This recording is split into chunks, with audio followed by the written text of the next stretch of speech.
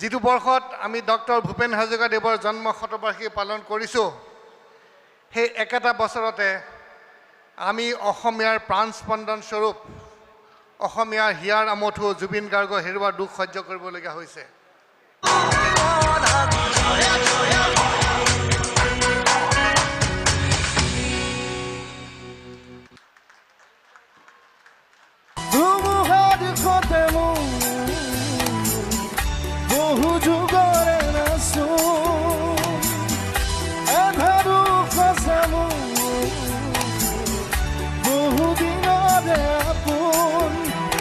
Jersey as a mark of love and respect to the eternal heartthrob of Assam, Zubin Garg.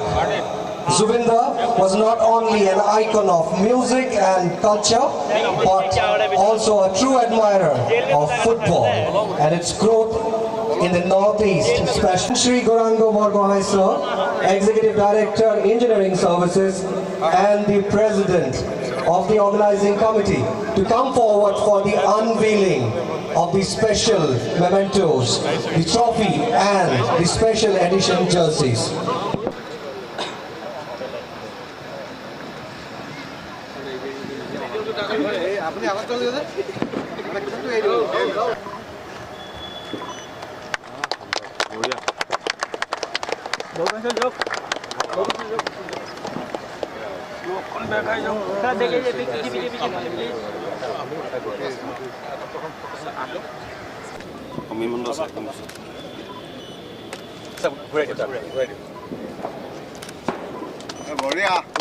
All down go, sir. Please down go.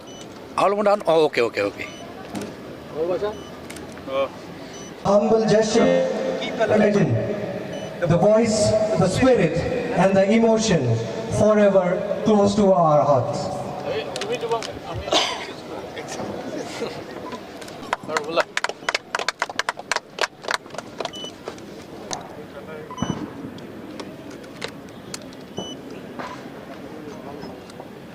Thank you.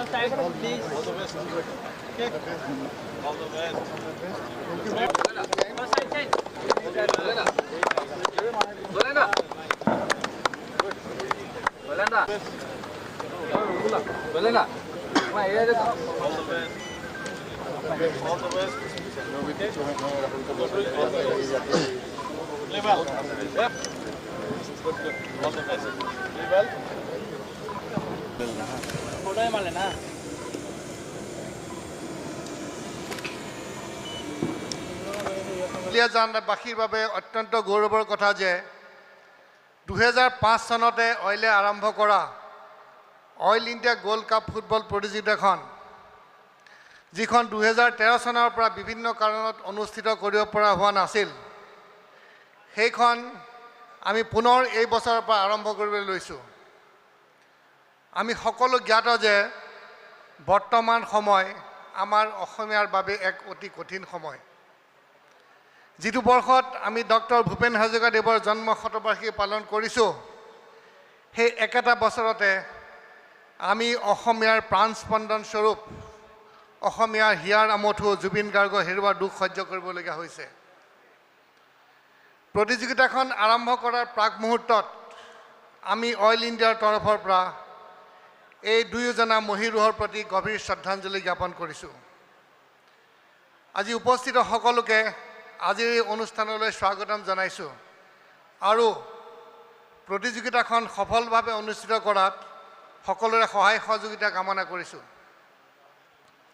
সমাজ জীৱনত ক্ৰীড়াৰ গুৰুত্ব কিমান সেয়া আৰু পুনৰবাৰ দোহৰাৰ প্ৰয়োজন নাই।